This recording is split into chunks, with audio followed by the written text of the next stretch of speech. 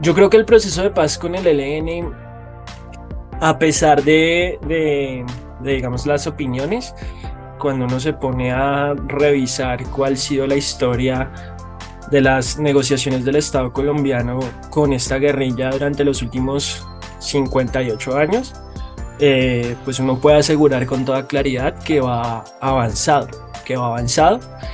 y que hay que repetirlo hasta el cansancio. No es un proceso equiparable a lo que fue el proceso con las FARC por muchísimas razones. Voy a decir dos. Primero, el ELN no es igual a las FARC en ningún sentido, y la segunda es la primera vez en la historia de Colombia que se da un diálogo de paz con un gobierno de izquierda, entre una guerrilla y un gobierno de izquierda, entre la última guerrilla que queda y un gobierno de izquierda, y por lo tanto la negociación es diferente. Y la tercera cosa es que la razón de que en la opinión se crea que no ha avanzado también es porque este gobierno tiene pues un propósito ambicioso que tampoco se había visto antes, y es eh, pues su propósito de la paz total, que es finalmente entender que no tiene solo la mesa con el ELN abierta, sino que tiene múltiples mesas abiertas en el territorio nacional,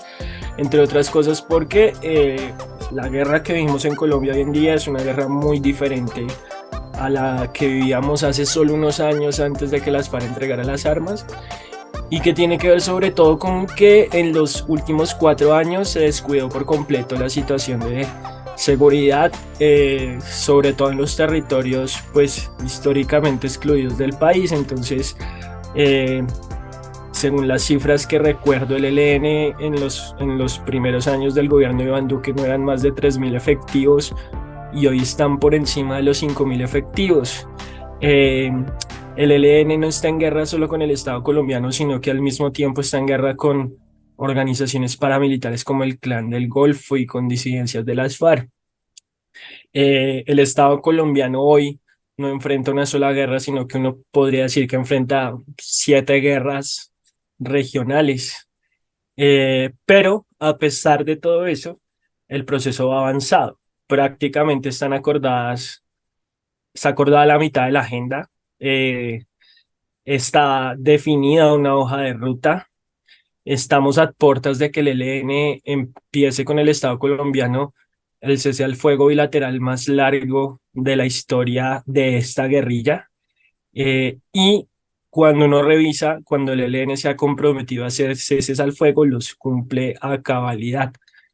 Probablemente en este primer mes hayan, digamos, desacuerdos o incumplimientos parciales, o maneras de entender el incumplimiento que pues dependerá muchísimo de la interpretación de los medios de comunicación.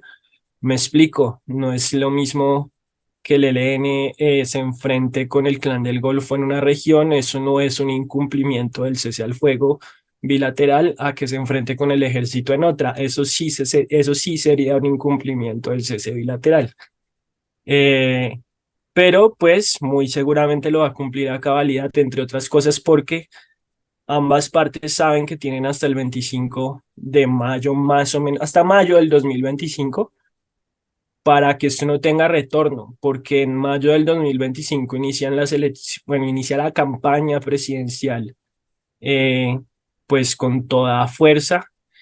Y si no se logra que haya un no retorno en ese momento, muy probablemente se va a repetir la campaña presidencial que llevó a Iván Duque a la presidencia, y que evitó en ese momento que el ELN llegara a un acuerdo con Juan Manuel Santos. Y yo creo que ambas partes son lo suficientemente inteligentes para entender que ese no es el mejor escenario.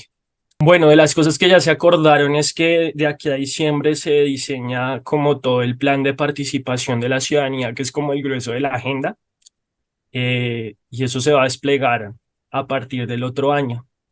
Entonces no va a haber solo participación, sino que al mismo tiempo, según lo acordado, va a haber implementación de esas propuestas que la ciudadanía va a, pues, poner sobre la mesa como las condiciones para que el ELN deje de ser una guerrilla.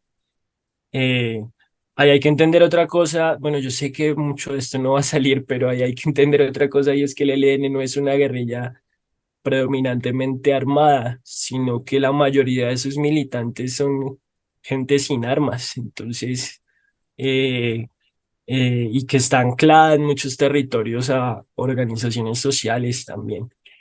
Entonces, esas dos cosas se van a desarrollar, si todo sale bien y no ocurre nada extraordinario, alrededor de todo el 2024. Eh, y eso debería llevar, en una cuestión, digamos, de sensatez al ELN a reflexionar a que, pues, tienen que, eh, pues, demostrarle al país también, sobre todo a la opinión pública, que, pues, que eso no tiene reversa, para en mayo del 2025. Eh, Muy seguramente ese mismo cese bilateral que tiene, que va hasta diciembre, si no ocurre tampoco nada extraordinario, se va a prorrogar durante el otro año.